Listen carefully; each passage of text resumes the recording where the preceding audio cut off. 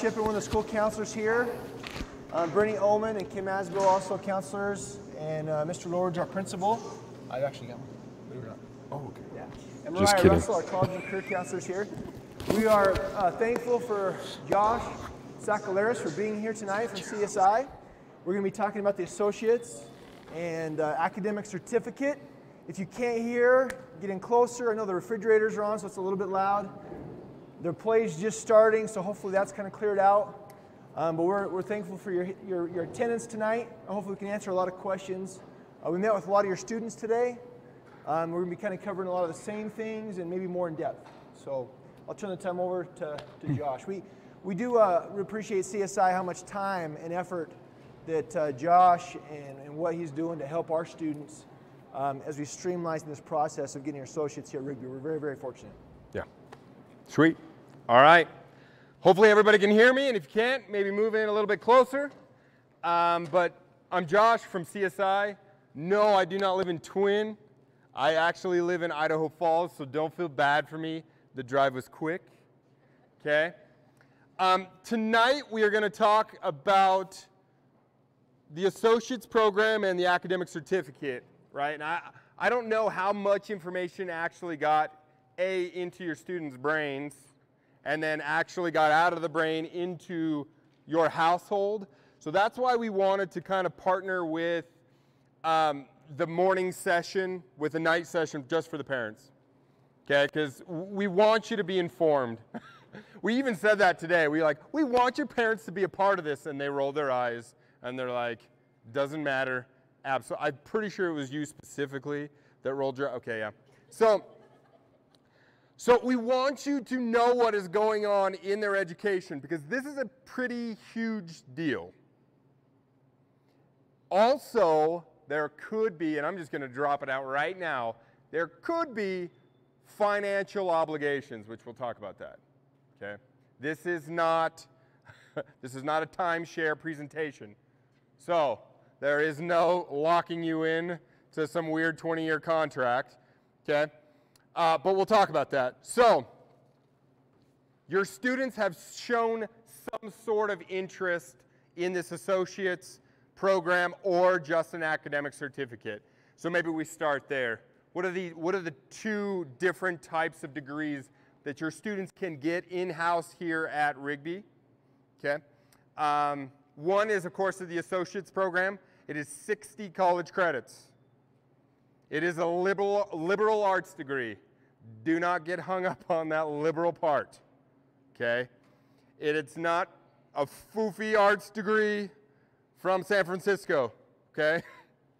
This is just basically all gen eds and electives stuffed into 60 credits to make a general ed degree.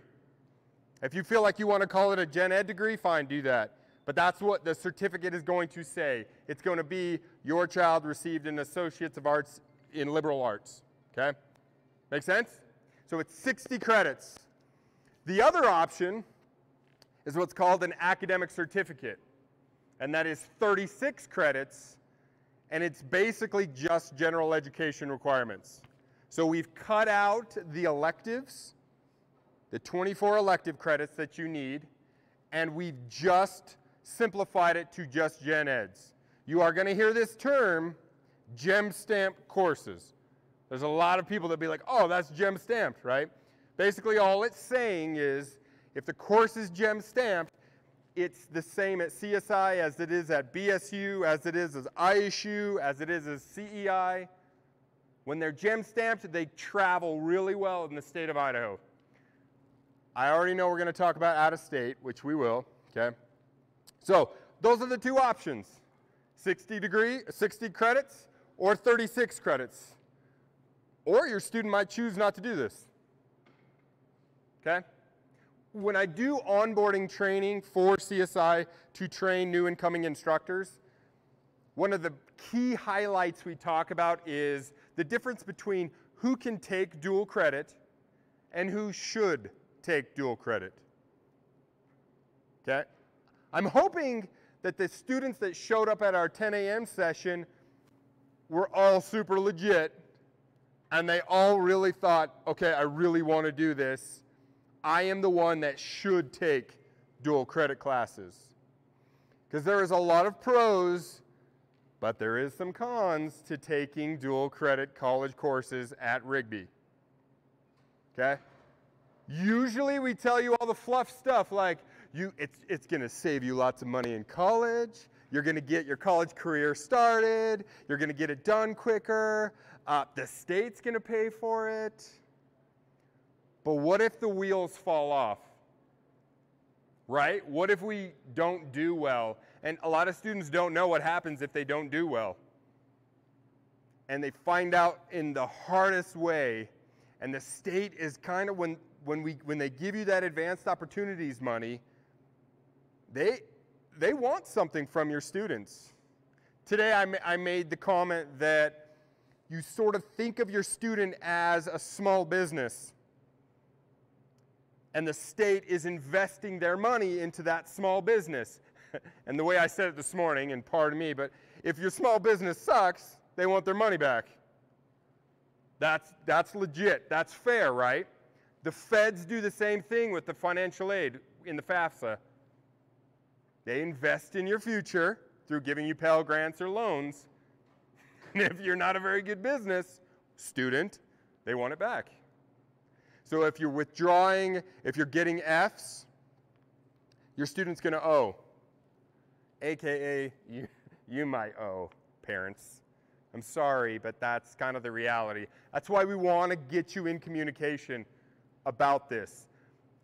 How many times have I seen it where a student from wherever takes a dual credit class sort of behind their parents' back, right? Because maybe they were prodded by a friend or whatever. So they take this class, they don't do well, they get an F, and all of a sudden CSI sends them a bill and you're going to be livid at either you or you, but most likely me, and I don't want that, okay? So, 60 credits, 36 credits. We got to know really what the difference is, because I think that not everybody is equipped to do that associate's degree, right? Your money, the money from the state comes when they're in 7th grade. Is your 7th grader, probably now they're 9th grader, was your 7th grader ready to take college credit? No. My stepson is in 8th grade. There's no way I'm letting him take, and I work for CSI, and there's no way he's taking a college credit. Are you kidding me? This guy barely brushes his teeth, let alone going to do economics, right? So, kind of gaining that ground with your students and really talking about if they're legit and they're going to be fully immersed in this. Sometimes, to do this, it takes sacrificing something that they truly like to do, and sometimes students don't want to do that, right? I am not telling them to give up that lucrative football career. I'm just saying you might have to choose between maybe a couple of weight sessions and taking an online test because you need to get it done. All right? Make sense? So, who is right for that 60 credit associate's degree? It's probably that student that's going to start in at least 10th grade. Now, could you do it as an 11th grader if you had a few underneath your belt right now? Yes. It's happening at Rigby as we speak. But I tell you what, that road is really hard. It's a really horrible senior year. It might be that you don't get to do everything you want to do as a senior because you are locked into taking dual credits. But if that's what your passion is and you want to get it done, you're going to do it. So, we do suggest that if your student wants to do the associates, 10th grade is kind of that sweet spot of they're more mature than maybe a 8th or 9th grader, and they might understand the value, okay? Because the academic certificate is quite a bit less, a ton of students could do it starting in 11th grade, finish 12th grade, done, they're graduated from CSI with a certificate, and we're off and running. Okay, that is for your students, the counseling staff at Rigby, to decide where you guys are at. to have that tough conversation of, I don't know if you're going to make it, right? But it's all about that communication. It's all about talking about this early and often, right? Here's a great example of how this could work. Our friend Peyton, right? Peyton, 10th grade, somehow caught wind of my name through a friend or whatever, and I get a text that says, hey, we want to meet about the associate's degree. And this was back, what, fall? Spring? I don't know. Sometime, yeah, okay. So they get a hold of me, we sit down here, I come up to Rigby, it's 10 minutes, we sit down, we kind of talk about it. Academically, she's pretty far ahead, and we're saying, all right, we're going to do this. We're going to start you March 8th. We're going to start a late 8-week CSI class straight through the campus in Twin Falls. We're going to get you rocking. And she's succeeding, and she's doing well, right? So that was them reaching out, needing that advising component that is so important to this. Plus, the state's going to make you get advised at 15 or more credits. They will hold on to that money from advanced ops until you're advised by somebody at Rigby or me. Okay? So that communication has to be there, and if it's not, this is going to fall apart really quickly. Okay, so associate's degree, it's a lot bigger, probably started a little bit earlier. Academic certificate, a lot less time, maybe started when you're a junior. I mean, you could start it as a 10th grader and then be done by a junior year. But what's the benefits of these, right? So the associate's degree can really be transferred anywhere. It's a true blue associate's. When you get all 60 credits and we graduate you at CSI, that thing is in a nice, neat little packaged box that you can take anywhere in the country and say, here, I just did my associates when I was in high school. I don't have to do any general educations at your institution, and I can jump right into my program if I have the prerequisites. Done. Now, what's the caveat to that? You just took an 18-year-old, you bypassed them all the way into their junior year in college, and you said, good luck. You're going to do this, right? So you're probably going to plop your student into maybe 300 level courses at 18 years old. Now, they should be able to do that, right? Because they just did an associate's degree in high school. I'm pretty sure they can do that. But that's something you need to think about, right? So, totally transferable. Utah State, BYU, BYUI, it's not going to matter. When it's in the associate's package, you're good to go. All right. What if you had 58 credits? Now that's worst case scenario, right? Because if you have 58 credits, that means somebody messed up, right? But it's happened. So let's say you have 58 credits, you don't necessarily have them in that nice, neat little package, and you go to try to transfer all these to, let's say, Utah State. Utah State has the right to make you take their gen eds. They can cherry pick the heck out of those classes, and they can say, I see that you took English 102 at Rigby in Idaho, and you know what, but I think our English 102 is better, so we're going to make you take ours. They have the right to do that. But when it's in the associates, they don't. It's signed, sealed, delivered, done. Okay? Clear? Academic certificate is a little bit different, right? The academic certificate was really pushed by the legislature in Idaho for Idaho. That's where the whole gem stamp stuff came into play. So academic certificate is good when you stay in the state, it's really usable. So I can take that 36 credits, I can walk up to ISU and I can say, here, look, I got a academic certificate from CSI. I don't need to take any gen eds, do I? And they'll be like, nope, good luck, go do your prerequisites for your bachelor's program. Best of luck to you, we love you. Make sense? Okay. What situations would an academic certificate be better than an associate's? Because they're out there.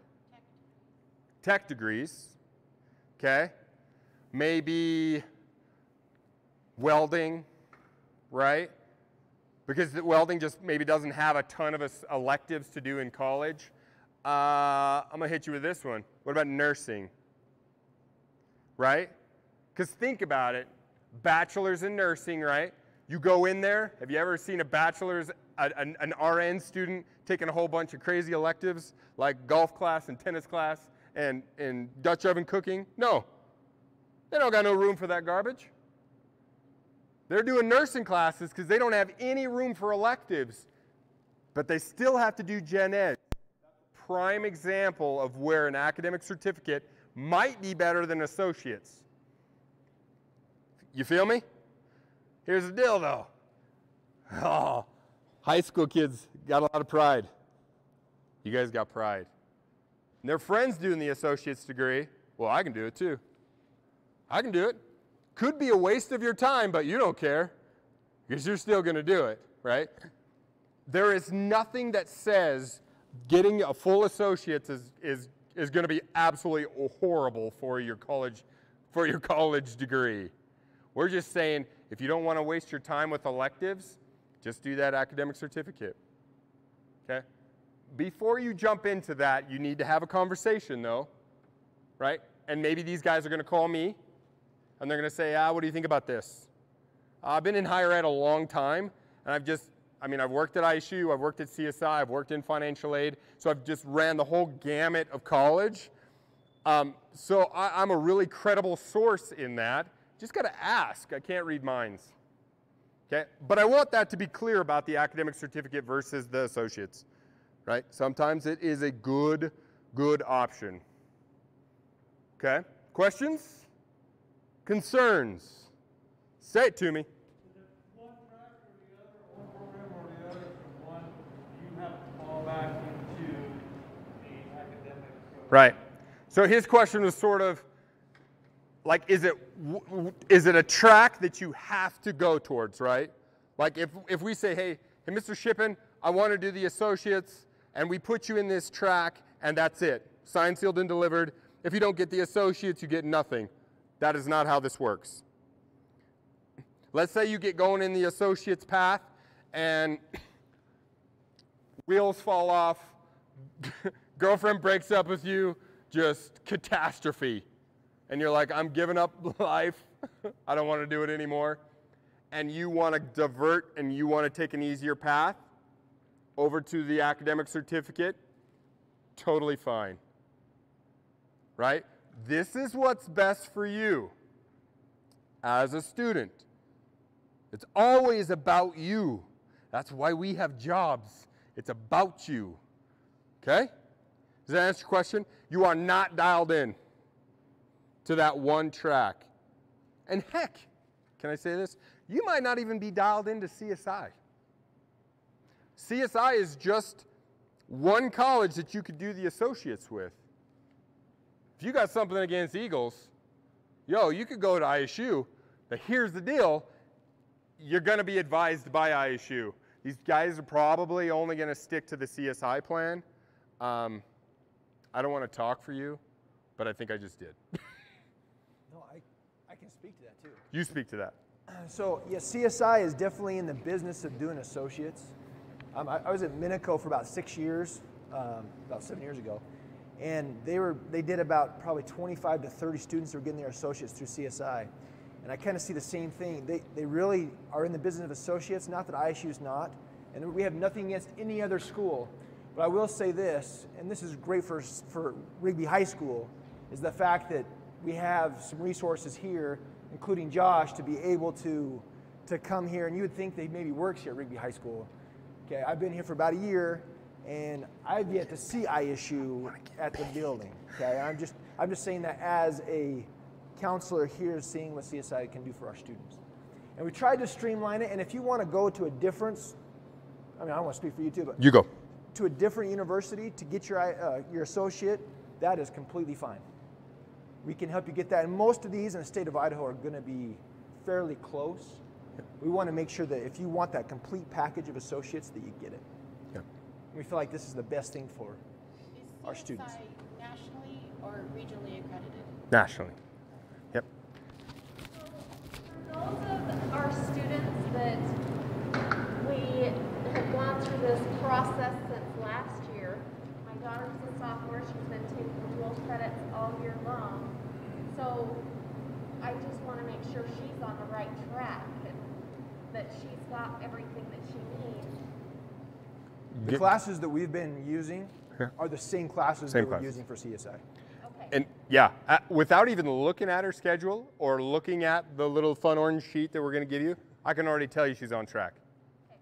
You could literally throw a rock in this place and hit a dual credit class that is going to be used for an associate's or academic certificate here at Rigby. And maybe I didn't explain that well enough in terms of how this is working. Your students are taking credits from all walks of life. They're taking something maybe from NNU and CWI and BSU and ISU and wherever, and we're going to smash them all into an associate's degree. CSI is just going to be the one that confers them, and they have a cool little cap and gown, and they walk across our stage, and this is a huge thing, okay? Here is something that you got to know about CSI and just about getting your associate's degree in general. There is something that's called residency credits. Basically saying you have to have a certain amount from that institution to graduate from that institution. That makes sense. You could not go and get 59 credits from BSU, transfer them into CSI, take one class, and we're going to graduate you from CSI. A, that's not fair to you, and that's definitely not fair to us, okay? So, the residency credits, you have to take at least 15 from CSI. Now, a lot of schools make it so you have to take the last 15 from that institution to graduate from them. CSI does not have that restriction. You can take 15 at any point. If you took all 15 from the very get-go, there you go. There's your 15. You don't have to take another credit from CSI. I'll see you at graduation. Voila. The academic certificate, the 36 credit option, that is 9 credits. That's 9 credits of residency. Okay? Make sense? Yeah. So at graduation, these students, they graduate from here at Rigby, any one of these three. So let's say either they did the 60, they did the 36, or they just didn't quite finish either one. Are all those students considered transfer students? No. Okay. And what does that do to financial aid for the students? Yeah, dude, super. That guy had a really great question, so zoom in on him. Great question. So, what do you want me to do? I think I'm good. So, can everybody hear me still? Yeah. So technically, you're right. They have credits, the college credits. The FAFSA would ask them, have you taken college credits? And they're going to be honest. They're going to be like, yeah, I have. I've taken college credits. Here's how I always explain it. You are new to the institution. Just because you have credits, you are still new to them, and you're just graduating high school. So if you transfer an associate's degree to ISU, you are still eligible for their freshman 4-year scholarships, right? You are still eligible for Pell grants. You're still eligible for student loans. This is going to get really technical, and it's probably not going to make a lot of sense. If a school wishes to bump up your student loan total amount because you have so many credits, they can do that as well. Because I don't know if y'all are clear, but when you first go into college, the max amount for a freshman to get is $5,500 total. You cannot get any more loan money than $5,500. But a sophomore can get $10,500. And technically, if you do an associate's, you're junior level, so you could actually get more. Now, a lot of schools, like CSI, we won't do that. We won't bump up your loan limit just because you took a whole bunch of dual credit. Okay? That protects you as a student, and it definitely protects us. Okay? That's a great question. Did that answer it? Still, you're new to us. You're going to be my mic guy? Yeah, just, can I, if it's okay, I'm going to have... Is there a restriction for Pell Grants on upper division credits? Pell Grant stops the second that you finish your bachelor's. No more free money. You're done. So, let's say your bachelor's is you're at 119 credits and you need 120 to graduate. You still get the Pell Grant, right? Or maybe you win over and you're like at 125 credits. You still get the Pell Grant as long as they don't confer you as a bachelor's seeking student. And as long as they don't graduate you, you still get the Pell. Yeah. If it's okay, I'm going to get the mic for the questions because we are recording this for the broadcast. So. What about admissions in general? Sorry. Holy cow! Say that one more time. Admissions, so not as a new, but as a transfer. Yeah. Basically, the only caveat to that is not only do they have to get a Rigby transcript, they got to collect transcripts from all of the providers of dual credit. So it could be NNU, BSU, ISU, CSI, right? They're not just getting the CSI transcript, although CSI will have all their credits on there. By law, they still have to get each individual one that goes to that school for admissions purposes. But they're still new. I want that to be clear. Because a lot of people are scared about that. They're like, I'm not going to take any dual credit because that means I'm not going to get freshman scholarship. Yeah, you will. Think about dual credit kind of like a scholarship. Hello? The state's paying for it, so yeah. Yeah? I just had a quick question about your online classes. Yeah. My daughter went to do an online language, and it says it's offered, but it's not online classes. How does that work if they want to do an online course from CSI? Straight through CSI? But kind of as their dual enrollment. The- So the- for language, Yeah. for example, They- if you want to take Spanish here, but she wants to do your sign language, that still counts. That still counts. How do we go about doing something like that? That's an awesome question. Backstory time, okay? Last year we weren't doing this. New president comes into CSI and says, hey, wait a second. Wait, you telling me a dual credit student, if they want to take a regular class through CSI, like not through IDLA, not through Rigby, they just want to take a regular class online through us, the state will pay for $225 of that, but then the student has to pick up the rest of the tab? No, we're going to get away with that. So now the rule is any class is open to CSI, open to dual credit students at CSI. So student wants to come in, they want to take sign language, right? Now, sign language is not going to show probably on that paper. Oh, it does. Oh, sweet. I didn't know if you took that one off. But that one's on there. So like, you see something on the orange paper and you're like, ooh, that's fancy. I'm going to take sign language. I'm going to take Allied Health 220, which is Intro to Nutrition. I want to take those. You basically get on CSI's website. This is website, right? You get on the website, csi.dualenroll.com. You apply, and you straight up just pick your online section. Now it's got to be online because the commute would be horrible. And you don't want to go all the way to Twin 2 days a week. Okay?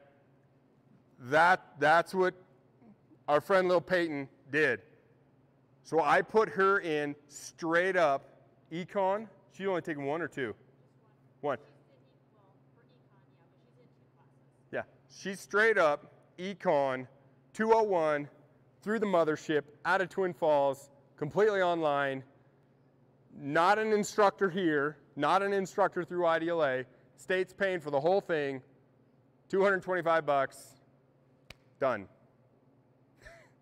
Sweet, right? If they do that, then they shouldn't sign up for Spanish or something else here. Oh, they could? Then we're going to be paying out of pocket, right? Nope. Yeah. The only time you pay out of pocket is if, once again, the wheels fall off and your student gets a W or an F, or you run out of state funding. Remember that 20 minutes ago when I said there could be some financial thing that you might have to pick up? This is it right here. So you have $4,125 to use as a high school kid at Rigby towards dual credit. What we have found out, at $75 per credit, you technically can't pay for all of your associate's degree. Because really, that is not the intention of the state from the get-go. They weren't like, I'm going to pay for everybody's associate's degree if they want it. We were just like, we're going to pay for dual credit and however many they want to take. And then all of a sudden, some kids were like, well, I'm going to take them all. But what we're finding is you come up like $500 or $600 short. Okay? So just be prepared for that. But that's not going to happen until basically end of senior year. Okay? Now, if your student withdraws or gets an F, there is a new state law that says they either have to pay for the F or the W class right then and there, or if the state pays for that one, they have to pay for the next one out of their own pocket. And here's the catch. Now, that student can only take that one class. Right? Before last year, student could take not only that class, they could pay for it out of pocket, but then they could take like 3 or 4 other classes and the state would pay those. You can't do that anymore. You're basically put on hold till you prove that you can pass and pay for that one class. So you can see time-wise, if you fail or get an F, oh no. That's going to be a tricky situation to get around. So it's not like financial aid, it's not based on a completion rate or Nope. anything? Nope. Class by class? Class by class. Yep. So she's talking about 67% completion rate through financial aid. Let's worry about that when you guys get to college, although that can play into this, okay? Questions, concerns, beef? Yeah? How do you track your total amount of money that you spend? Yep. He asked, how do you track your total on Advanced Opportunities site? Basically, your student can make a profile on the AO website through the State Advanced Opportunities portal. It keeps a record of all the classes done and what institution. Does not keep a grade, but it keeps a running total of how much money you have left. Okay? Here's the great part about Rigby. They basically do it for you. So the career counselors here upload all the students automatically into the AO portal so that nobody is forgotten. Right? Now, sometimes I think that's amazing, and sometimes I think, uh-oh, like they don't know how much money they have left. But students can go back, you can make the portal thing, and you can look, so it's not a huge deal. You do check with them before they run out. Yes. Yeah. So Mariah, she will make sure your student's not like, surprise, here's an $8,000 bill. It won't be $8,000. Here's a $225 bill. She will not let that happen. Yeah. Wouldn't you know that through the credits you've already taken, though? No matter who you are, you know, so they may question on your bill. Technically right. So he asked, you want to say it again? He doesn't want to do Technically, he's asking, wouldn't you just know because of how many credits you've taken? Absolutely. You just do the math.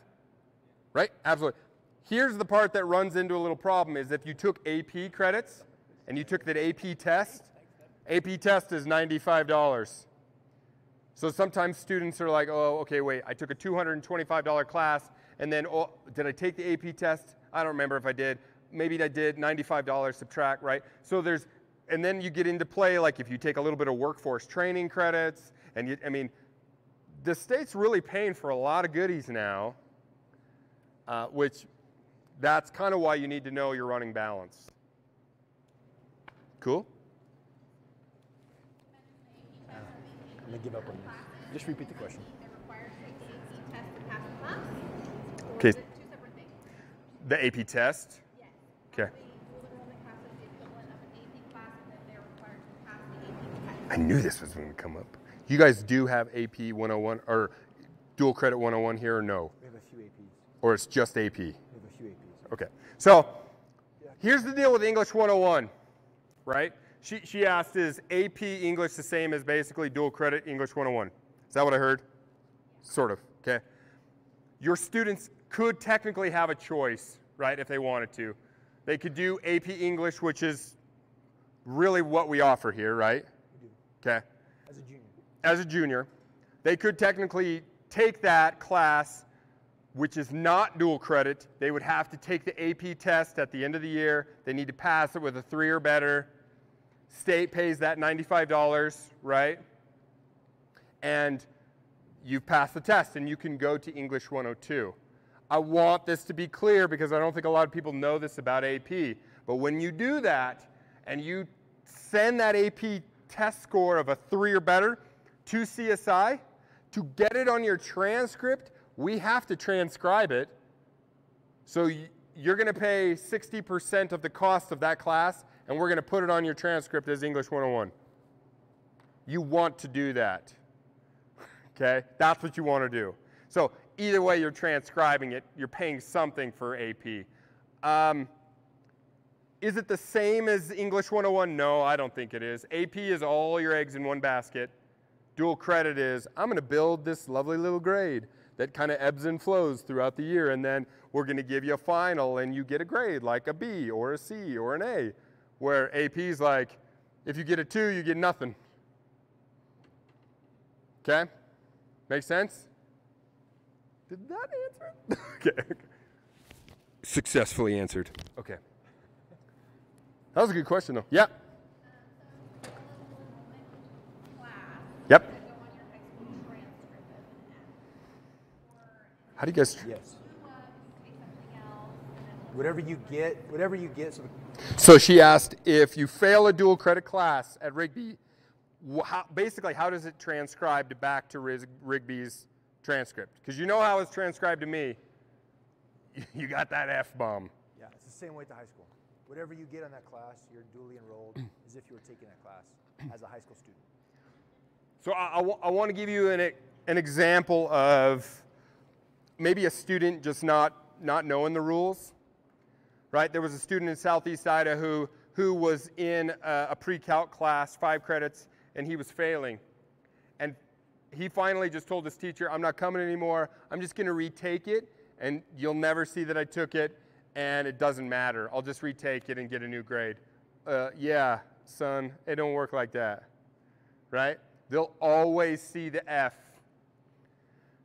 It will replace the GPA, but you'll always see the F. Whether it matters, I don't know. But you're going to see it, so don't let it happen. Would you rather have an F or a W for withdraw? W, all day long. Because it only affects your completion rate in college for financial aid, where an F affects both, completion rate and GPA. Cool? Feeling good? Yeah? Yeah? Good? You like what you hear? Okay. I just want to repeat kind of two things. One, the fact that we only have to take 15 credits at any point in time through CSI is another benefit. And then 2, being able to have access to those online options for the same cost as a regular dual credit class. That's a pretty good deal. So is this a good time for this? You know, with that said that you can take any class right through CSI, I literally had a gal right before this meeting started who's like, I want to go to law school. What can I take online through CSI? I'm like, go do a criminal justice degree when you're in high school. It's doable now. You could do that.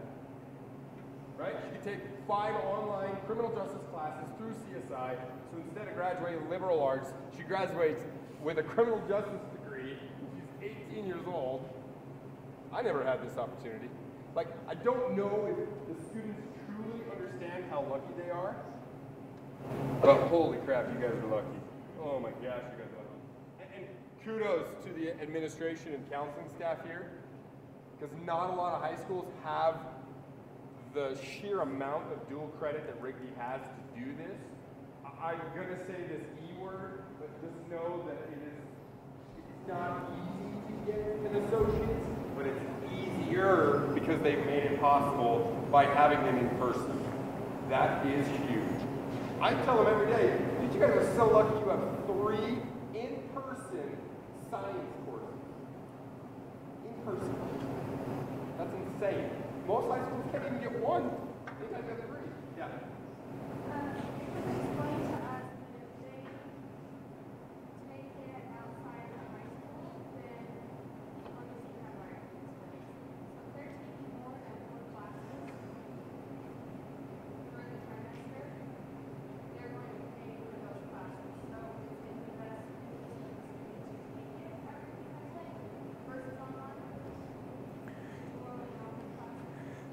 The funds are the funds. So that $4,000, the $4,100, it is what it is for each student.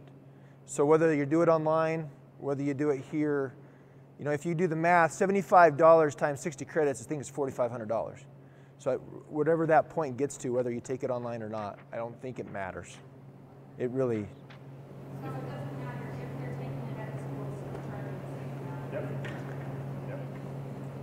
Your student can just say, we don't want them to leave Rigby, but they could be like, well, I'd like to not have a 6th and 7th and 8th and 9th hour. And they could sit at home on their couch and do criminal justice classes or whatever. It's an option. I don't know if it's a good one. It's nice to have an in-person instructor, which we get in a lot of classes. So lucky. Good? You doing good? Yeah.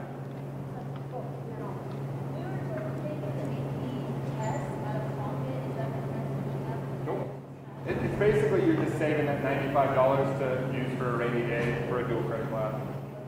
Yeah. So whether you pay out of pocket for it now, you possibly could just pay $95 more for a dual credit class later. So it's just kind of yeah. If this is probably more precise, then how do we go about to track where our students are at with credits? So what's that? What a great Time has passed now. Oh, do we gotta stop? No. I had something about AP testing and fun. Okay, do you want to talk to you about it? Do you want to say it? Okay. Okay. You're on, buddy. The orange Sorry. sheet. Mariah's going to talk just for a second about AP because she does our portal for all of our funds.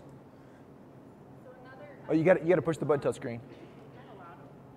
Okay, another thing with AP testing and dual credit testing, the state will only pay for one or the other. So let's say you're in Bio 100 or whatever it is, and the teacher really wants them to also take the AP test, they will only pay for one or the other. The Bio class is $300. Okay, go ahead. Whereas the AP test is $95. I would rather have you guys pay the $95. So that's just, I don't know how long that's been a rule, but it is. Which one? Here, I'll just. Well, don't do that. I feel like such a celebrity. Wait, they can hear that. Okay. Just kidding. So I'm not a talk about celebrity. this orange paper. Okay. There's nothing magical about this, but what we want to do is just to make it simple to understand. So we took CSI's what they did for their associate's degree, and then we put in the classes that we offer here at Rigby High School, so that you can see which ones are here and what category they fit in, and then you can add them up on the side, check the boxes, and have your totals. And we've got quite a few up here. A lot of your students have filled it out. We have a copy of that.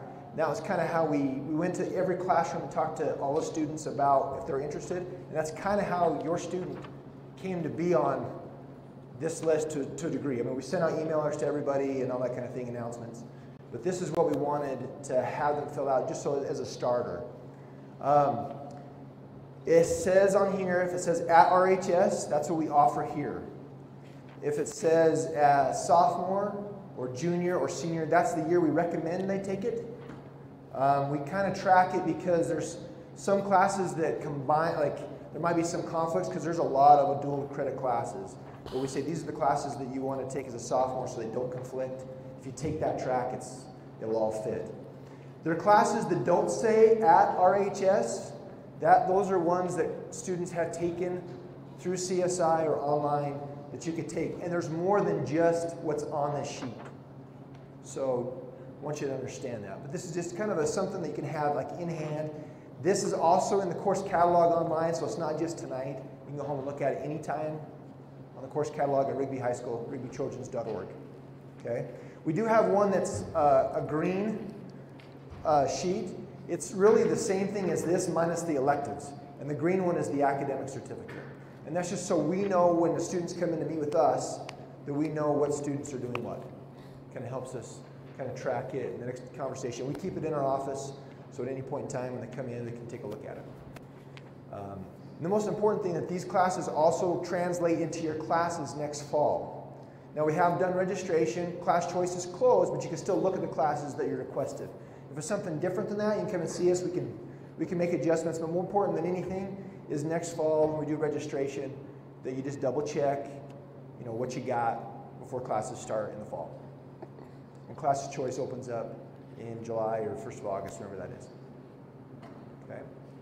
Any questions on that? It's just kind of a simple way to clarify what we offer here at Rigby. And I want to point one other thing out about what Josh said earlier today, the students, because there was a concern like liberal arts or whatever degree you get. Yeah. Once you get your associates and move on to your bachelor's, the associates, so what Josh said, this kind of goes away. Like when you do application, they want to know what you got your bachelor's in or your master's. They don't really say a lot of times what you got your associates in. So that's just something to consider when you're worried about like what degree you're getting in the associates. And I know what she meant today. She was like, well, can we get an Associates of Arts or Associates of Science? And I basically said, listen, sweetie, you don't got to worry about that. You're in high school getting an associate's. Who cares which one you get? Just get one, right? Your students can't be so picky that they're like, well, if I do an Associates of Science, I've got to take this much more math and I've got to take this much more science, and man, I don't know if I'm going to make it. Then don't do it, right? So just don't look at it like that. Just take it for face value. Don't overthink this, students. Just fill out the orange sheet. I really like that sheet. And if you need me, like I travel really well, I mean really well, right? You text me and I'm there the next day.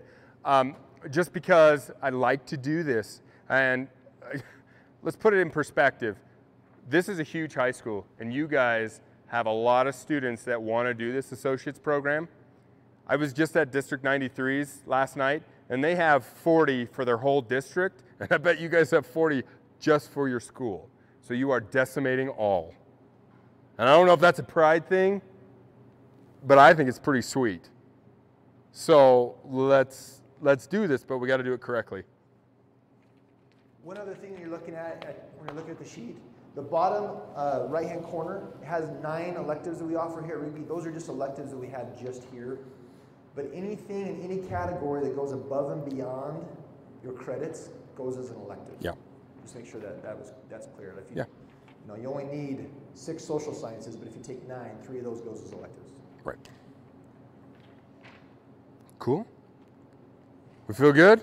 We feel halfway informed? Uh-oh. Yep. Not knowing what college they might choose later on, how much tailoring is there for secondary caution that you might want to give them? Like, you got to pick now, or because we don't know, we want to do this. Yeah. His question was basically, how much tailoring do we need to do if we don't know what school or what degree we're going to for future consideration? I think the only tailoring really would be whether you're going to do the associates or you're going to do the academic certificate. There is a little bit of tailoring towards like the math component, right? If you said to me, if your student came to me and said, I really, like my whole life I've wanted to be a nurse and I'm choosing between college algebra and statistics, I'm going to say take stats all day long, right? Because it's basically a requirement for nursing, right? Okay. But what if they don't know? It doesn't hurt them to just take college algebra. And remember, they're going to be 18 when they enter college, and they're going to be halfway done. They have time to take an extra math class if they have to.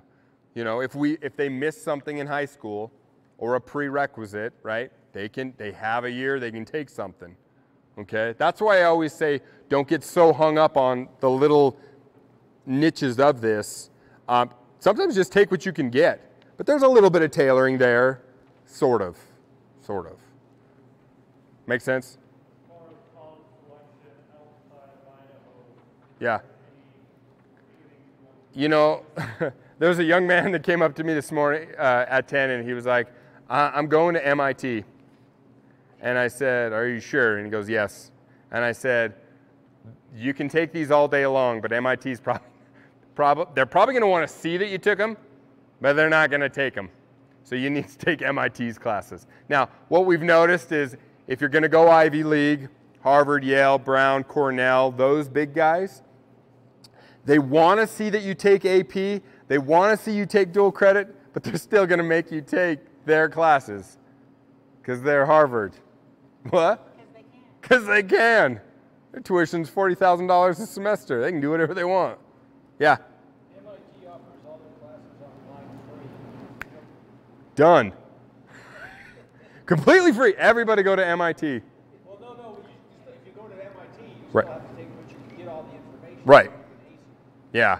So that's kind of what I say is most of your students are going to probably stick within, you know, Utah, Arizona, like this western kind of states. Man, these credits are going to be golden wherever they go. I feel like we've done good work here. Do we feel good? Do we feel more informed than we were an hour ago? I'll stick around for a little bit. If anybody wants to, I don't know, are we done? Yeah, we're good. Thank you. If we're good, I'll stick around for a little bit if you want to chat. I probably don't want to like sit down with 20 of you and do registration because my wife would be mad at me. But like I said, I travel really well, so your student, we just got to make an appointment with these guys. They'll call me, they'll email me, and we'll get a hold of it and we'll do it. Okay? Sweet. Thank you. Thanks everybody for coming. Do it. Appreciate it. Hey, you're welcome. Sure.